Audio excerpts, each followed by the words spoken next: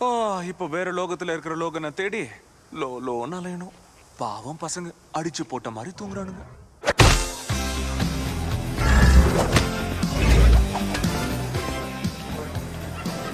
Logan, மரியாதையா இப்ப நீ என் கூட வந்துரு. நீ யாரா? பலானா படத்துல பாய் போடுற மாதிரி இருக்க. உனக்கு ஸ்டூல்ல இருந்துக்க இன்னொரு ஸ்டூல் போடணும் போல இருக்க. ஹே என் லோகு குட்டி, என் ஓட்ட ஜட்டி, உனக்கு அங்கிள் போய் பல்லி மிட்டாயும் வாட்ச் மிட்டாயும் வாங்கிட்டு வந்துடுறேன். வணக்கம்டா மாப்பிள. ஃப்ளவர் மாதிரி இருப்பேன்னு பார்த்தா பயரா இருக்க. நீயாட ஆதார சக்தி. உன்னை பார்த்தா மூத்திர சந்தில பொட்டல வைக்கிற மாதிரி இருக்க.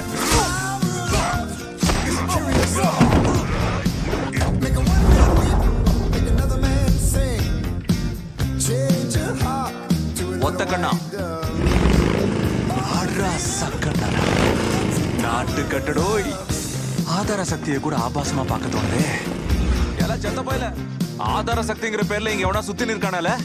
ஓ, ஏன் உன் மூஞ்சி தாத்தா சூ மாதிரி சுருங்கி போய். ஐயோ லோகநாதனே, உங்களுக்கு இந்த நிலைமையா?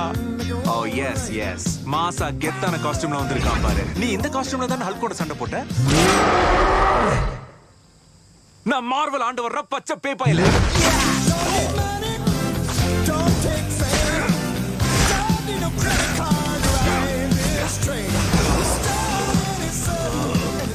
படுத்த படுக்கையா இருக்க. உன்னை கட்டிக்கிட்டு நான் இந்த சுகத்தை அனுபவிக்க போறேன்.